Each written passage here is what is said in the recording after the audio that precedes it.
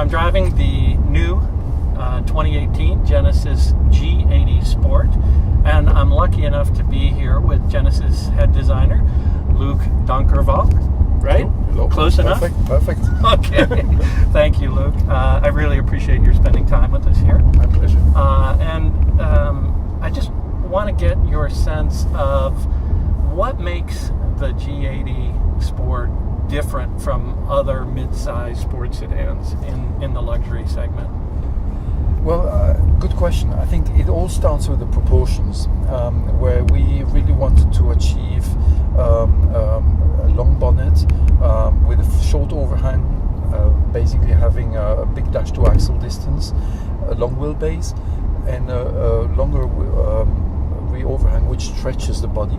But you will see also in the silhouette where we have achieved a nice flowing roof into the deck in the rear, so that we have this great unconventional architecture of having a car,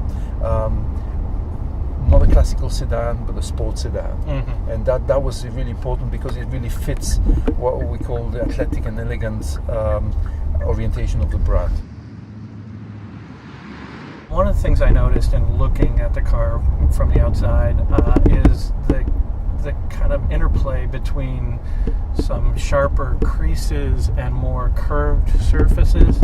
It's well observed because that allows to divide the volumes to create a really dynamic appearance, to shape, to basically have concave and convex forms. We defined a line which is called the parabolic line or the parabolica, which goes from the front of the car to the rear. It structures the body.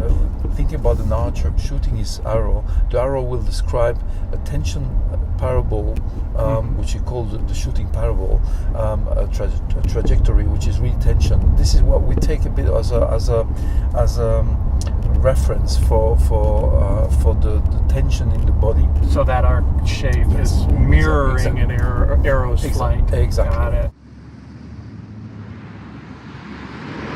Talk about the connection between exterior and interior of a car and how you work those transitions out.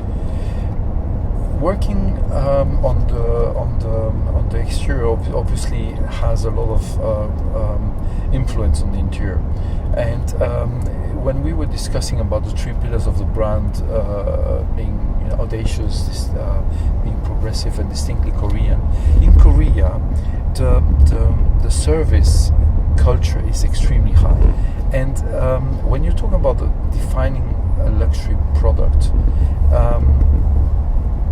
you have as a customer, as a user, to be served by the product like the perfect butler, which only shows his presence when he's needed. Same thing happens to the orchestration of the elements into the interior of the car. You need to have the right buttons, the right technology in the right place at the right moment. Mm-hmm. So to make this experience an exclusive one. If you have too many buttons, you are stressed by the search of the right function. Right. If you have too little, you are looking into sub-menus which are distracting you from the road. So we have to find the right balance and orchestrate it into the design of the car. And the second aspect is also what is called the beauty of emptiness in art in Korea. Right. Is, for instance, not overloading a white sheet of paper, but orchestrating well the design elements. Okay. Same thing happens in the interior, where we want to create this really harmonious interior with a lot of space. So you are feeling at ease. You are feeling relaxed. Mm-hmm. You're not stressed by some aggressive styling inside the car. Right. So it's a really important aspect of it. So you've done a lot of work over the years on some really iconic brands, Lamborghini, Bentley, Audi. How does creating a new brand differ from working within the confines of an existing brand? It is a great challenge. It's almost also unique in history. I mean, there's so many brands disappearing, and then you have this chance of building one. So we are basically starting with an empty sheet of paper. That means the relevance of design is so important. You are creating a DNA, and this DNA is there. It's starting a legacy, a long-lasting legacy. So you have to be careful that you don't end up in a dead end, because otherwise you have to contradict yourself.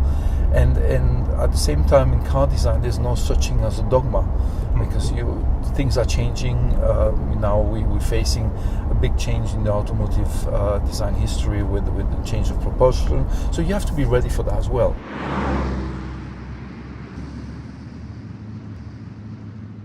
That presents challenges because you have to create a design that fits so many different types of cars, vehicles. Ultimately, you'll have several SUVs, a coupe, small sedans. How does that change? How does the design change from platform to platform for you?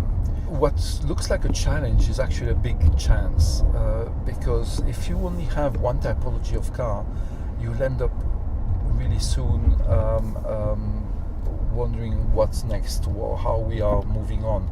Having to think about applying a DNA to different brands makes you consider that DNA in a different way.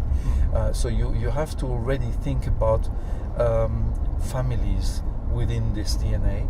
You have to think about how to open those specific parameters to be evolving, to have, like, for instance, a more masculine approach on a SUV. The main issue is considering all the different typologies of cars you will be applying this DNA, right, so that you create sub-families within this DNA. That's interesting, because then what you're creating is a family of cars, not a clone of a look across a number of cars, right? Exactly. I think you addressed it right. We don't want to do the Russian dolls, basically scaling down the same design. We have to make sure that we have a differentiation between lines and between generations of cars. You have designers all over the world, correct? Exactly. How do you coordinate that so that it works as a team, not a series of separate elements? Well, first of all, you have to find the right elements for all the design studios. So you know that they have the talent. We have a lot of possibilities now with all the digital technologies to send data, to have video conferences where you can not only see the product, but you can talk to the people, and then traveling. Basically, I'm making sure that I'm viewing the projects in persona every 2 to 3 weeks.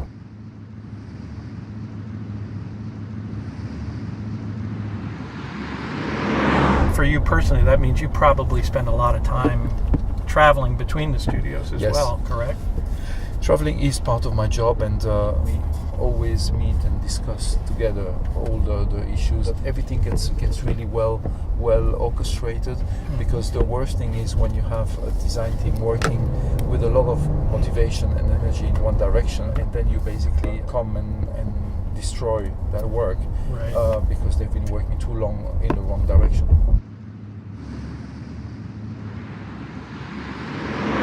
So what's next for you? What products are on the horizon? We saw the GV80, right, GV80 in New York, yeah. And that obviously was not a concept, but something leaning into something that will be real soon, I would imagine. Correct? Yes, correct. You defined it really well. It's an important issue. We're not doing concept cars for entertainment or as a show business. We are doing them to show what is going to happen. We stated clearly that there will be 2 SUVs. The GV80 is one of them. There will be a smaller one. There will be a coupe as well. There's also a smaller, sportier sedan which is coming at the end of the year.